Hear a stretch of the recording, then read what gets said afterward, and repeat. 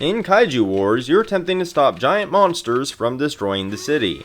I say attempt because even when you win, most of the buildings will look like an angry toddler's toy box. Run! It's Godzilla! It looks like Godzilla, but due to international copyright laws, it's not. The unique thing about Kaiju Wars is that you don't actually win, at least in the traditional sense. Everything you throw at the kaiju is just meant to slow them down long enough for the big brains over at the lab to make a serum and then GTFO. It presents a very unique spin on a turn-based tactics game that can take some getting used to, but offers something novel, and that might just be worth the adjustment. From the moment you hit the game's main menu, it quickly becomes clear that the developers are honest-to-goodness fans of kaiju-based media, from the comic book style stage selection to the numerous old films playing in the background, each of which features a link to the film since they're public domain.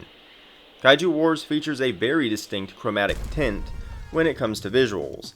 It honestly does look great in action, but it does take some getting used to, and some of the stages have color palettes that are a little bit harder on the eyes than others. The various animations for monster attacks are slick with style, and the game also takes cues from board games, both in terms of gameplay and graphically, which definitely makes me giddy. Kaiju Wars comes off as a very polished game. Its visual style isn't made for mass appeal, but for an identity that belongs to it specifically. You can't really mistake Kaiju Wars for another game.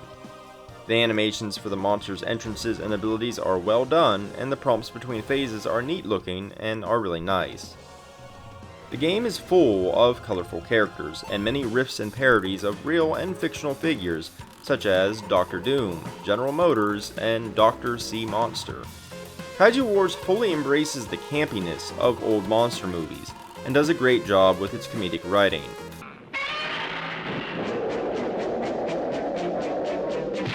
Unfortunately, it contrasts sharply with the plot, which turns out to be focused on climate change. There are certainly stories to be told about climate change, but maybe not in a game that is a parody within a parody. Not when people are currently debating the ethics of eco-terrorism, and some are lighting themselves on fire in protest, neither of which I endorse, just so we're clear. The game never once loses its humor, but the subject matter itself is current, complicated, and one that's no laughing matter. Kaiju Wars follows a very rigid structure, much like a board game. It's very deterministic, with most random elements being presented to you in such a way that you can use the information to back your decision making. For example, a monster will always target the closest building. If there are two buildings equally close, it has a 50-50 chance of going toward either one. Unlike most tactics games, you're not actually trying to defeat the monster. Not exactly. You win each stage by generating a number of breakthroughs through research.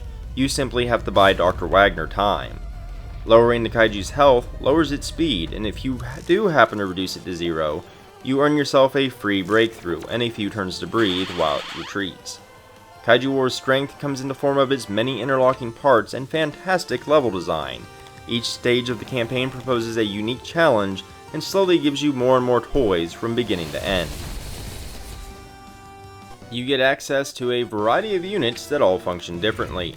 A tank deals extra damage and slows down a kaiju when it's stepped on, while missiles have no counterattack damage at all, but deal more upfront, for example. This is further enhanced by project cards you can draw and play, such as boosting your ground forces for a turn or prepping experimental weaponry, such as a flying shark or laser tank.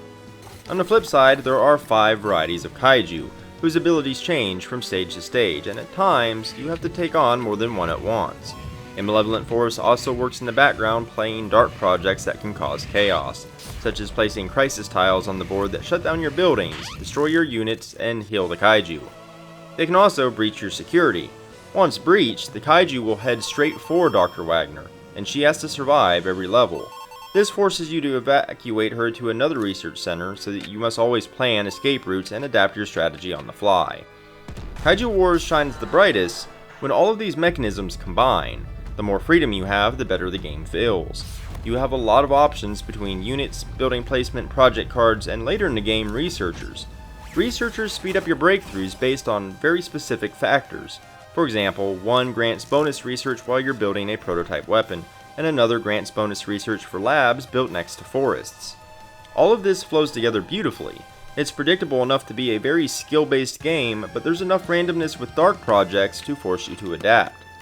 It really is a different kind of game. It takes some visual cues from Advance Wars and Into the Breach, but truly plays like neither one. Trying to manage the fact that there's a flying lava monster coming toward your lab, while a hurricane just lit up your army bases with crisis tiles, is a different experience because of how it plays out. You have to manage the placement of your buildings, not just to produce units, but as targets for the kaiju. Selecting which projects to play can also be vitally important. Do you want more research faster, a money-producing harbor, or a transforming robot fighter jet? Did you lay out your bases in such a way that you can easily evacuate the dock to another lab, or will you have several turns with no income while she travels there and the city panics? While incredibly simple to play, there is a lot of depth and important decisions to be made, and that's great for a strategy game, which is all the more reason why some parts of the game really puzzle me. Some of the levels in Kaiju Wars takes a more restrictive approach and flips the game over from a tactics game to a puzzle game.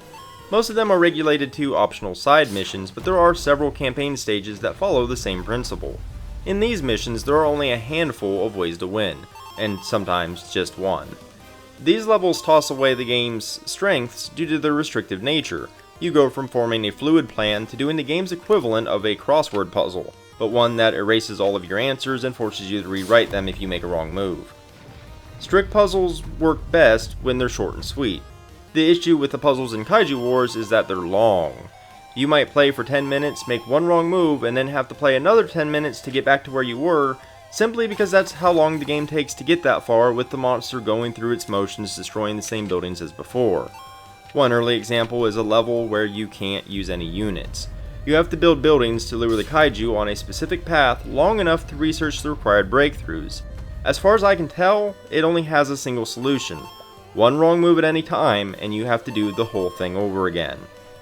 I'm a fan of more open-ended gameplay to begin with, but I can't even take satisfaction in solving a puzzle like that, because by the time I get there, the tedium of watching the same animations over and over has long eroded my patience.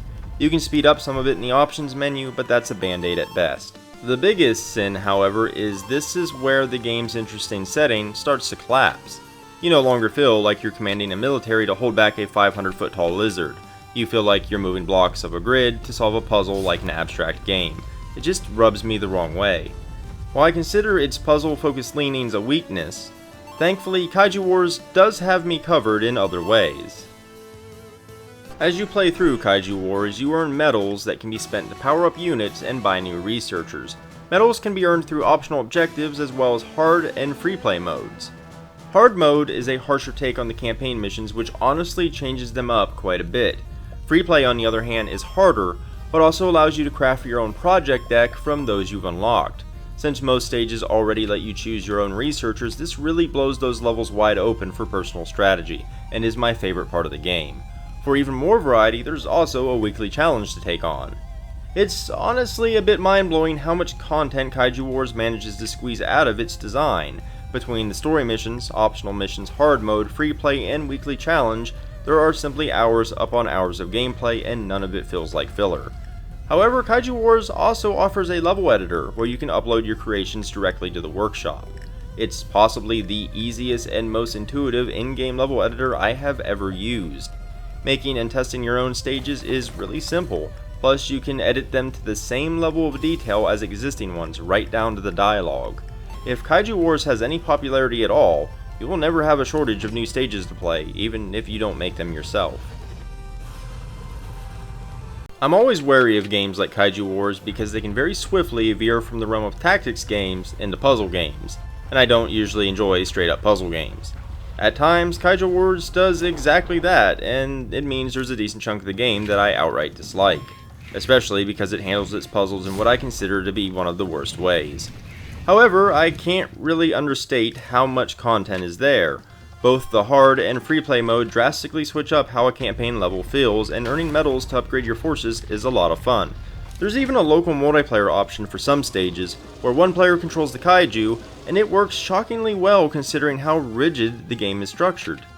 The kaiju player abides by all the normal rules a kaiju does, but chooses which dark project gets played and which option a kaiju takes if there's more than one.